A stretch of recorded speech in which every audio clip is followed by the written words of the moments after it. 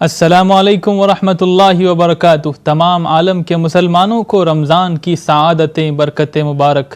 ناظرین، آپ کا خیر مقدم ہے پروگرام انوار قرآن میں۔ آج کی اس بزم میں قرآن مجید کا 1.25 پارے کا ترجمہ، تلخیص، تفسیر پیش کی جائے گی، جس میں سورہ آل عمران کے 18 رکوع شامل ہیں۔ تو آئیے شامل ہوتے ہیں پروگرام میں۔ اعوذ باللہ من الشیطان الرجیم، بسم اللہ الرحمن الرحیم۔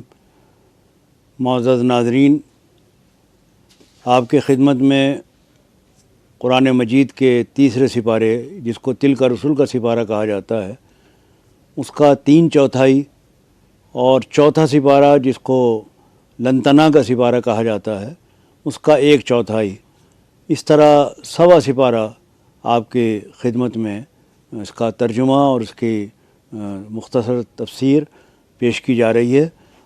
سماعت فرمائیے گا۔ ارشاد ہے، جو لوگ اپنے مال شب و روز کھلے اور چھپے خرچ کرتے ہیں، ان کا اجر رب کے پاس ہے، اور ان کے لیے کسی خوف اور رنج کا مقام نہیں ہے۔ مگر جو لوگ سود کھاتے ہیں، ان کا حال اس شخص کا سا ہوتا ہے جسے شیطان نے چھو کر یا تو باولا کر دیا ہو، اور اس حالت میں ان کے مبتلا ہونے کی وجہ یہ ہے کہ وہ کہتے ہیں کہ تجارت بھی تو آخر سود ہی جیسی ہے، حالانکہ اللہ نے تجارت کو حلال کیا ہے اور سود کو حرام کیا ہے۔ لہذا جس شخص کو اس کی رب کی طرف سے یہ نصیحت پہنچے، آئندہ کے لیے وہ سود خواری سے باز آ جائے، اور جو کچھ وہ پہلے کھا چکا اس کا معاملہ اللہ کے حوالے ہے۔ اللہ سود کا مٹھ مار دیتا ہے اور صدقات کو نشو و نما دیتا ہے اور بڑھاتا ہے۔ اے لوگو جو ایمان لائے ہو، خدا سے ڈرو، اور جو کچھ تمہارا سود لوگوں پر باقی رہ گیا اسے چھوڑ دو، اگر واقعی ایمان لائے ہو۔ اگر تم نے ایسا کیا تو آگاہ ہو جاؤ کہ اللہ اس کے رسول کے طرف سے تمہارے خلاف اعلان جنگ ہے۔ اب بھی توبہ کر لو اور سود چھوڑ دو، اصل سرمایہ لینے کے تم حقدار ہو۔ ظلم مت کرو۔ اگر تمہارا قرض دار تنگ دست ہے تو ہاتھ کھلنے تک اسے مہلت دے دو، اور اگر صدقہ کر دو تو یہ تمہارے لیے بہت ہی بہتر ہے۔ اے لوگو، جو لوگ ایمان لائے ہو، جب کسی مقررہ مدت کے لیے تم آپس میں قرض کا لین دین کرو تو اسے لکھ لیا کرو۔ فریقین کی طرف سے ایک شخص دستاویز لکھے اور اس پر 2 گواہ بنا لیا کرو، تاکہ کوئی بھول چوک نہ ہو جائے۔ اگر تم سفر کی حالت میں ہو اور دستاویز لکھنے کے لیے کوئی کاتب نہ ملے تو رہن یا قبض پر معاملہ کر لو کہ کوئی چیز رہن رکھ دی جائے۔ آسمانوں اور زمین میں جو کچھ ہے سب اللہ کا ہے۔ تم اپنے دل کی باتیں خواہ ظاہر کرو یا چھپاؤ، بہرحال اللہ تم سے حساب لے لے گا۔ رسول خود اس ہدایت پر ایمان لائے ہیں جو رب کی طرف سے ان پر نازل ہوئی ہے، اور جو لوگ رسول کو ماننے والے ہیں انہیں بھی اس ہدایت کو دل سے تسلیم کیا ہے۔ یہ سب اللہ، اس کے فرشتوں، اس کی کتابوں، اس کے رسولوں کو مانتے ہیں۔ اللہ کسی متنفذ پر اس کی قدرت سے بڑھ کر بوجھ نہیں ڈالتا۔ ہر شخص نے جو نیکی کمائی ہے اس کا پھل اسی کے لیے ہے، اور جو بدی سمیٹی ہے اس کا وبال بھی اسی پر ہے۔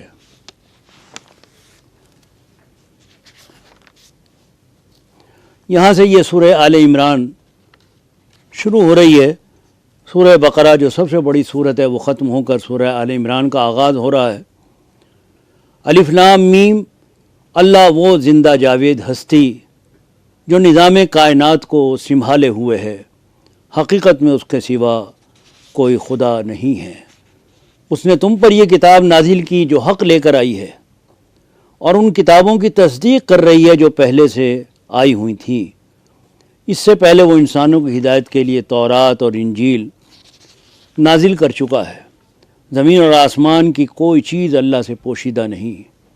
وہی تو ہے جو تمہاری ماؤں کے پیٹ میں تمہاری صورتیں جیسی چاہتا ہے ویسی بناتا ہے۔ یہ سب ہمارے سچ یہ ہے کہ کسی چیز سے سبق صرف دانشمند لوگ ہی حاصل کرتے ہیں۔ وہ اللہ سے دعا کرتے رہتے ہیں، اے پروردگار تو ہمیں سیدھے راستے پر لگا، ہمارے دلوں میں کو کجی میں مبتلا نہ کر، ہمیں اپنے خزانے فیض سے اپنی رحمت عطا کر۔ پروردگار تو یقیناً سب لوگوں کو ایک روز جمع کرنے والا ہے۔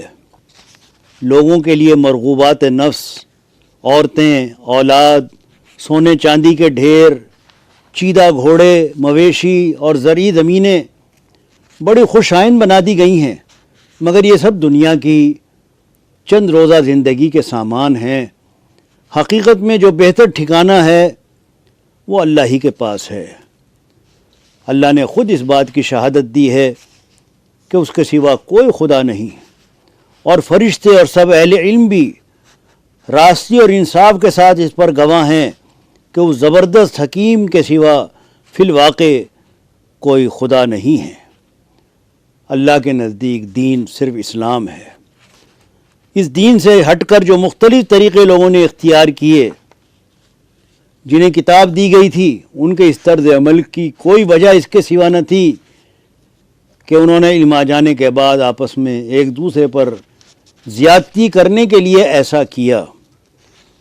تم نے دیکھا نہیں کہ جن لوگوں کو کتاب کے علم سے کچھ حصہ ملا ہے ان کا حال کیا ہے؟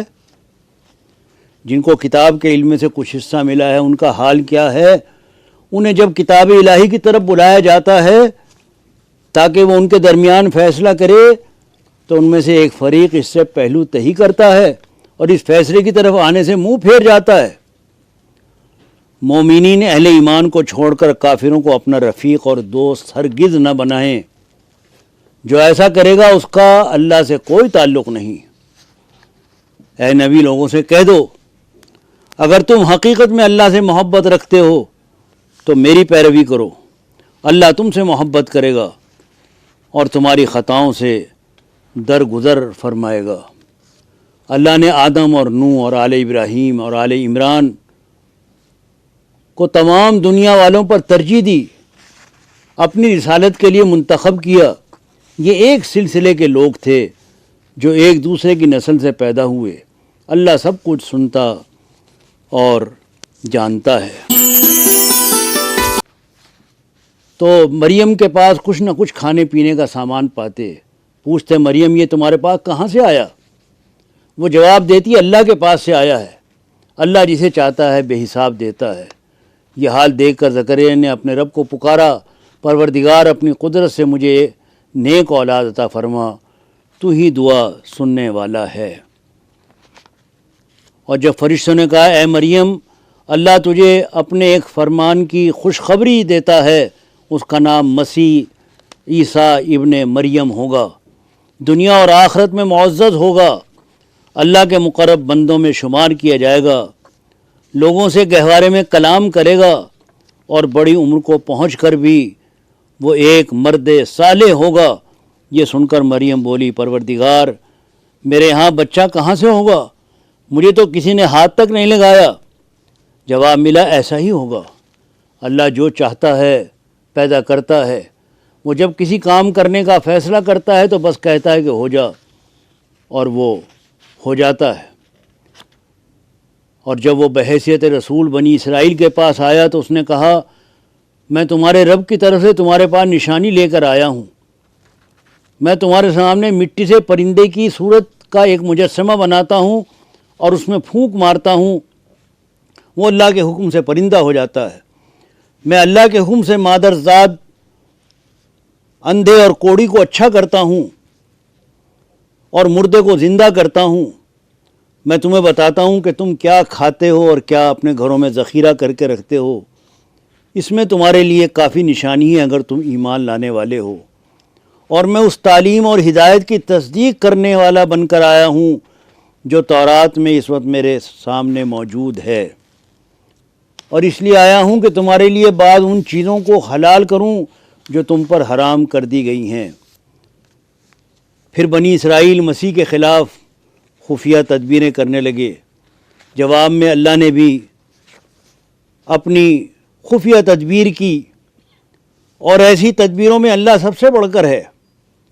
اللہ کی خفیہ تدبیر ہی تھی جب اس نے کہا ہے عیسیٰ اب میں تجھے واپس بلا لوں گا اور تجھ کو اپنی طرف اٹھا لوں گا، اور جنہوں نے تیرا انکار کیا ہے ان سے، یعنی ان کی معیت سے اور ان کے گندے ماحول میں ان کے ساتھ رہنے سے تجھے پاک کر دوں گا، اور تیری پیروی کرنے والوں کو قیامت تک ان لوگوں پر بالادست رکھوں گا جنہوں نے تیرا انکار کیا، پھر تم سب کو آخر کار میرے پاس آنا ہے۔ یہ آیات اور حکمت سے لبریز تذکرے ہیں جو ہم تمہیں سنا رہے ہیں۔ اللہ کے نزدیک عیسیٰ کی مثال آدم کی سی ہے کہ اللہ نے اسے مٹی سے پیدا کیا اور حکم دیا کہ ہو جا، اور وہ ہو گیا۔ یہ اصل حقیقت ہے جو تمہارے رب کی طرف سے بتائی جا رہی ہے۔ یہ علم آ جانے کے بعد اب جو کوئی اس معاملے میں تم سے جھگڑا کرے تو اے محمد اس سے کہو کہ آؤ ہم اور تم خود بھی آ جائیں اور اپنے بال بچوں کو بھی لے آئیں، اور خدا سے دعا کریں کہ جو جھوٹا ہو اس پر خدا کی لعنت۔ کہو اے اہل کتاب آؤ ایسی بات کی طرف جو ہمارے اور تمہارے درمیان یکساں ہے، یہ کہ ہم اللہ کے سوا کسی کی بندگی نہ کریں اور اس کے ساتھ کسی کو شریک نہ ٹھہرائیں۔ اے اہل کتاب تم ابراہیم کے بارے میں ہم سے کیوں جھگڑا کرتے ہو؟ تورات اور انجیل تو ابراہیم کے بعد ہی نازل ہوئی ہیں، پھر کیا تم اتنی بات بھی نہیں سمجھتے؟ اے ایمان لانے والو، اہل کتاب میں ایک گروہ چاہتا ہے کہ کسی طرح تمہیں راہ راست سے ہٹا دے، حالانکہ در حقیقت وہ اپنے سوا کسی کو گمراہی میں نہیں ڈال رہے ہیں، مگر انہیں اس کا شعور نہیں ہے۔ اہل کتاب میں سے ایک گروہ کہتا ہے کہ اس نبی کے ماننے والوں پر جو کچھ نازل ہوا ہے اس پر صبح کو ایمان لاؤ اور شام کو اس سے انکار کر دو، شاید اس ترکیب سے یہ لوگ اپنے ایمان سے پھر جائیں۔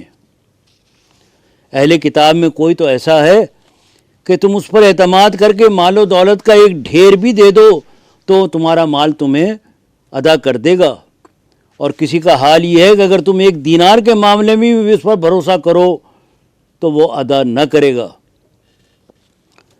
ان کی اس اخلاقی حالت کا سبب یہ ہے کہ وہ کہتے ہیں کہ امیوں یعنی غیر یہودی لوگوں کے معاملے میں ہم پر کوئی مواخذہ نہیں ہے۔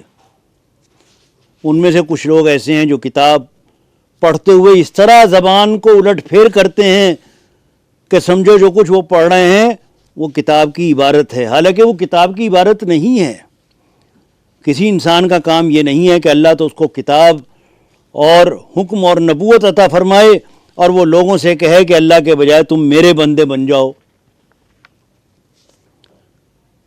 کیسے ہو سکتا ہے کہ اللہ ان لوگوں کو ہدایت بخشے جنہوں نے نعمت ایمان پا لینے کے بعد پھر کفر اختیار کیا، حالانکہ وہ خود اس پر گواہی دے چکے ہیں کہ یہ رسول برحق ہے۔ اب چوتھا سپارہ لنتنا کا شروع ہو رہا ہے، جس میں فرمایا کہ اس وقت تک تم نیکی نہیں پا سکتے جب تک کہ وہ چیزیں خدا کی راہ میں خرچ نہ کرو جنہیں تم بہت عزیز رکھتے ہو۔ اپنی پسندیدہ چیزیں جب تک تم اللہ کی راہ میں نہیں دو گے اس وقت تک نیکی کا اعلیٰ معیار تم کو نہیں ملے گا۔ اور یہ فرمایا کہ سب سے پہلی عبادت گاہ جو انسانوں کے لیے تعمیر ہوئی وہ وہی ہے جو مکے میں واقع ہے، اس کو خیر و برکت دی گئی ہے اور تمام جہان والوں کے لیے اس کو مرکز ہدایت بنایا گیا ہے۔ کہو اے اہل کتاب تم کیوں اللہ کی باتیں ماننے سے انکار کرتے ہو؟ جو حرکتیں تم کر رہے ہو وہ سب اللہ دیکھ رہا ہے۔ اہل کتاب تمہاری یہ کیا روش ہے کہ جو اللہ کی بات مانتا ہے اسے بھی تم اللہ کے راستے سے روکتے ہو اور چاہتے ہو کہ وہ بھی ٹیڑھی راہ اختیار کر لے۔ اے لوگو جو ایمان لائے ہو اللہ سے ڈرو جیسا کہ اس سے ڈرنے کا حق ہے۔ تم کو موت نہ آئے مگر اس حال میں کہ تم مسلم ہو۔ سب مل کر اللہ کی رسی کو مضبوط پکڑ لو۔ تم میں کچھ لوگ ایسے رہنے چاہیے جو نیکی کی طرف بلائیں، بھلائی کا حکم دیں، برائیوں سے روکیں۔ جو لوگ یہ کام کریں گے وہی فلاح پائیں گے۔ اب تم دنیا میں بہترین گروہ ہو جسے انسانوں کی ہدایت اور اصلاح کے لیے میدان میں لایا گیا ہے۔ تم نیکی کا حکم دیتے ہو، بدی سے روکتے ہو اور اللہ پر ایمان رکھتے ہو۔